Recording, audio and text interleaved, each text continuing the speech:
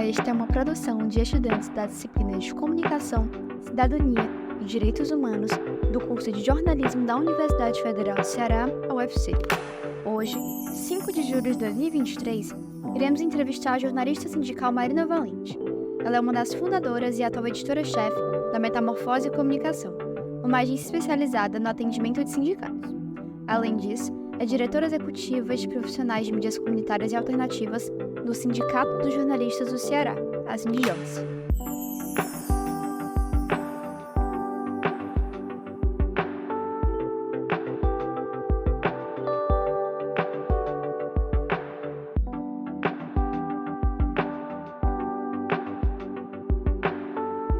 É um interesse que vem de antes da minha construção enquanto estudante, né? Vem de uma origem familiar militante, né? De um avô que combateu aí a ditadura de Vargas, né? De outro que combateu a ditadura militar, um avô, pai do meu padrasto, né? E que formaram uma família primeiro de mulheres muito fortes, né? E de pessoas muito politizadas, que discutiam política junto com o hábito que o brasileiro tinha naquela época, né? TV ligada no horário da janta, acompanhando o Jornal Nacional. Então, esse fortalecimento meu educacional, que passa também por um colégio montessoriano, me trouxeram uma visão de mundo um pouco diferente, até de muitos colegas que eu tinha na minha faixa etária, como um garoto de classe média, carioca e tal, né? Então, eu era tipo uma mascotezinha do meu grêmio acadêmico, porque eu era muito novinha. E o grêmio era formado pelo pessoal do segundo ano, tá? Mais velho, já nesse período que você já está pensando em ser universitário e tal. Mas eles meio que me adotavam, porque eu era meio desajeitadinha mesmo. E eles achavam muita graça em mim, então eu tinha uma tarefa naquele período que era de construir os cartazes do Fora Collor. Então eu era liberada antes de qualquer outro estudante, né? Pelo colégio ser montessoriano, eles tinham essa visão politizada. Então tinha autorização dos professores para fazer esse processo. Então eles batiam na minha sala, me davam um sinal para que eu fosse liberada, os professores me liberavam. Eu botava, o colégio ficava num castelo em cima em Santa Teresa, então ele tinha uma rampa, eu botava os cartazes todos empilhados um do lado do outro, até brinco, assim, boa parte dos cartazes do Fora Collor tinha todas as mesmas letras e as mesmas mãos, porque eu fazia ritmo industrial. Mergulhava uma mão no verde, uma mão no amarelo, pá, pá, pá, pá, que saía carimbando, e depois pegava o outro pincel e ia escrevendo as frases, né, em linha de produção industrial de cartaz. Quando eu finalizava, saía, lavava as mãos e subia até a porta do Grêmio, batia, dava ordem de tá tudo pronto, e eles saíam do Grêmio para passar em todas as salas e liberar todos os alunos que desciam das salas, pegavam os cartazes, desciam Santa Teresa, iam para o centro em direção a pegar os alunos do centro, Pedro II e tal, e encontrar as grandes manifestações. Só que por eu ser muito pequena, eu não era liberada. Eu precisava de uma autorização especial do espaço. Minha mãe tinha uma vivência de ditadura que meio que bloqueava ela de uma autorização nova para ir para a manifestação. Mas logo depois desse bolo, teve uma manifestação. Já pela luta da Previdência, olha como é que a gente, enquanto povo, tem que lutar lá atrás e voltar tantas vezes. Já era uma luta para não tentarem tirar coisas da Previdência Social. Que era os caras pintadas junto com os caras enrugadas contra os caras de pau. Foi tudo ali no bojo do Fora Collor. E minha mãe me dá essa autorização. E aí o Grêmio, realmente eles achavam que era uma mascote. Porque me deram a função de segurança, do cordão de segurança. Só que as pessoas estavam atrás de mim, muito mais altas e mais fortes do que eu. E eu pequenininha, comandando o cordão de isolamento.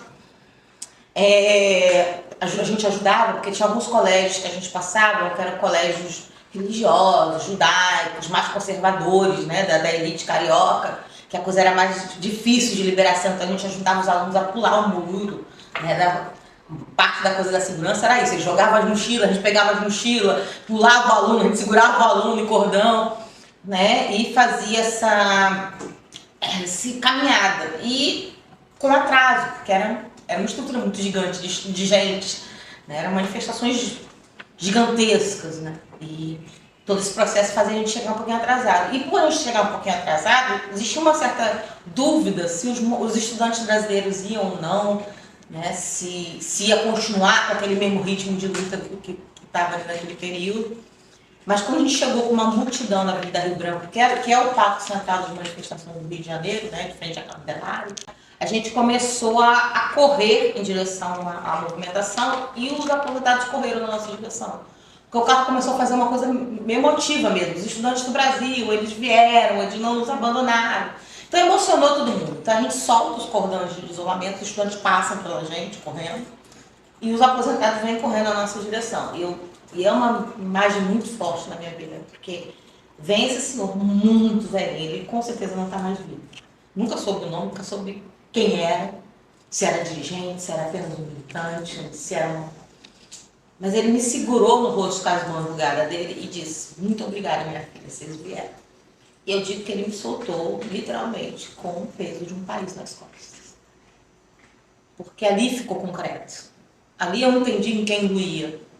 E isso, de certa forma, me determinou a ser jornalista.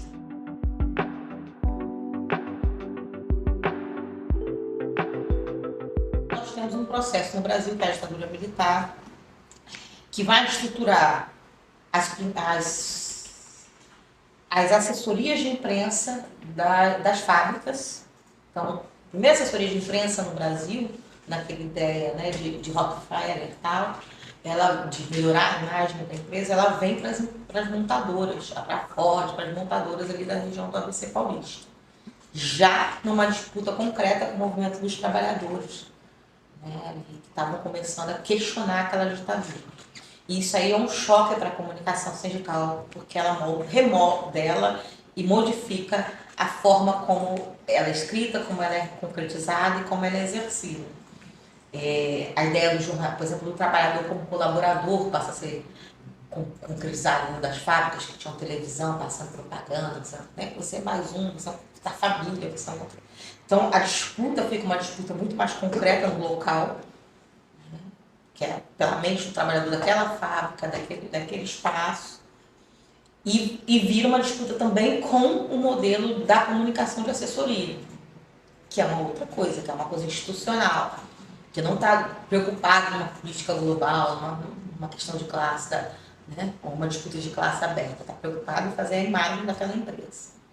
E aí isso faz com que os jornais, na minha visão, sindicais se percam bastante, né? Eles viram institucionais também. Então muita coisa é produzida diferente, surge ali Laerte, surge uma série de cartunistas em perfil e tal, que começam a fazer toda uma outra coisa do uso da imagem, do traçado. Surge uma figura como Vitor Gianotti, que pensa a comunicação sindical, faz toda uma teorização sobre ela, mas ao mesmo tempo começa a se papocar muito, isso piora horrores nos anos 80, a coisa do jornal mais institucional.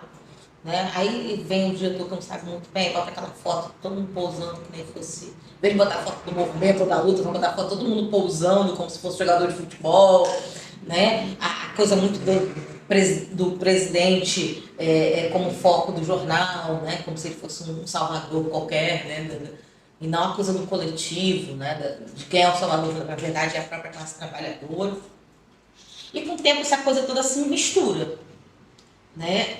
E aí a gente vê alguns erros que acontecem por uma falta de compreensão teórica, porque a gente abandona a teoria. A gente sai da ideia do leninista, do que é um jornal partidário, né? De que ele tem que disputar e estruturar o partido, que ele faz no que fazer, para uma coisa mais tentativa e erro, sabe? Mais amadora, mais baseada naquilo que a gente lembra, que a gente tem no nosso imaginário de comunicação, com aquilo que aí os jornalistas já de academia, que passam a ser contratados para fazer esse processo, né, de comunicação, trazem. Né? Então isso tudo se mistura um pouco, né, e vira o que nós temos hoje, que tem um institucional, tem muito economicista e eventualmente tem uma disputa teórica. E isso vai resultar num processo político nacional também.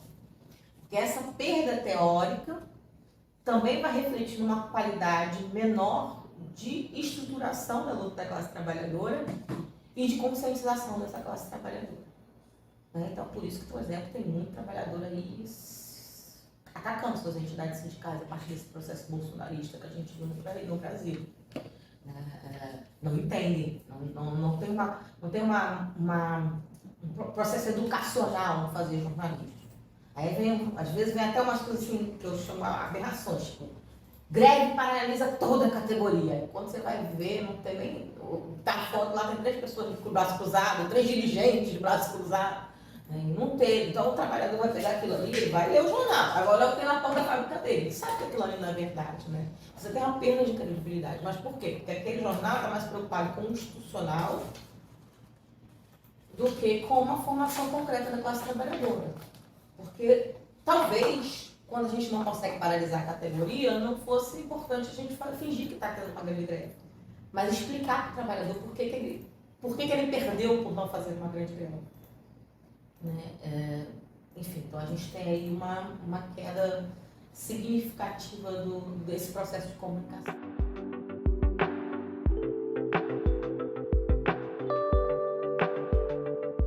Eu sobre essa questão da formação. Eu sempre digo que eu vou quebrar, todo o estagiário que eu vou quebrar tudo que vocês conhecem aí, porque é muito fácil. Não é, veja bem, né? Não é que o diploma não seja importante, não é que a academia não seja importante. A gente precisa conhecer a teoria, precisa conhecer a técnica, precisa conhecer a técnica do capital para poder lutar contra ela. Né? Ou até criar a teoria que venha da classe trabalhadora, porque nós temos. A sua academia, como é uma academia do capital, de certa forma abandona um pouco isso. E relativiza, às vezes, por exemplo, a opressão que um determinado grande jornal pode fazer. Né? Então, assim, a teoria nossa, que está na academia, ela é boa, ela é importante, mas é importante saber que muitas vezes a gente deixa de estudar ou de conhecer outras teorias e outros processos que são importantes para a gente construir um outro tipo de comunicação, que não é essa do discurso hegemônico que nós temos. Então, a formação desse jornalista sindical, a gente aprende aqui. Eu leio sobre direito, economia, política, até esporte, que a gente às vezes publica. Cobertura dos trabalhadores jogando futebol, etc. Mas porque o esporte ele tem uma questão de socialização, a gente vai estudar o esporte de outras formas, né? Para entender o que é assim, por que, por exemplo, o esporte foi tão importante na Rússia ou na China, né? Na disputa, por exemplo, dos blocos hegemônicos. Então, a gente estuda tudo isso. Então, há uma quantidade, inclusive, de linguagem muito ampla, inclusive a linguagem que ele chamava de sindicalês. Que aí é que entra, como é que o dirigente sindical vai falar? Ele fala sindicalês, que é a mistura de todos esses processos. E às vezes ele quer se expressar ou dizer uma coisa e a categoria que não está no chão da fábrica, que ele não está no chão da fábrica, a categoria está no chão da fábrica, não tem a mesma linguagem. Né? Então, existe realmente, qual é a função? Conectar os dirigentes com a base, conectar a base com o dirigente e conectar esses 2 grupos com a sociedade. Porque a gente também não fala só para dentro, a gente tem que falar para disputar a sociedade. É fácil? Não. Principalmente porque a gente nem sempre tem grana, nem sempre a gente tem a compreensão do dirigente sindical, do papel desse jornalista, de que ele entende a teoria que ele está querendo, o que ele está fazendo, um processo de formiguinha.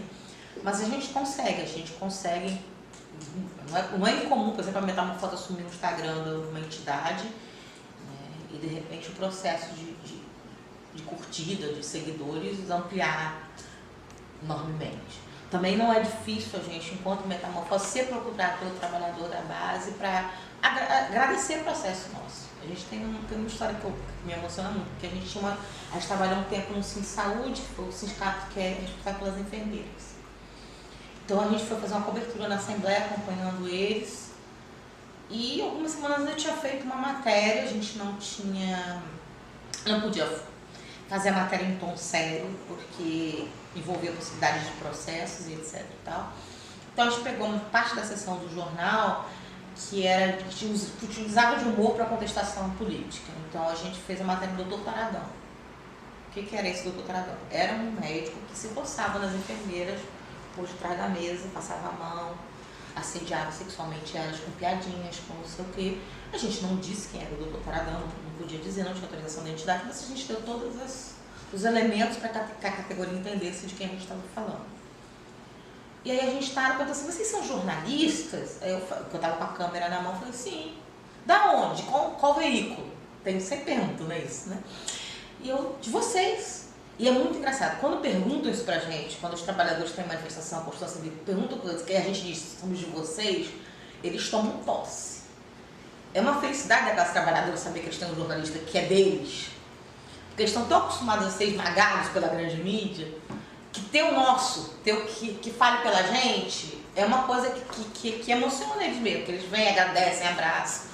Né? Por exemplo, o Construção Civil me chamava de minha repórter loirinha, porque eu fazia televisão para eles, né, na época. Então era minha repórter loirinha para cá, minha repórter loirinha para cá.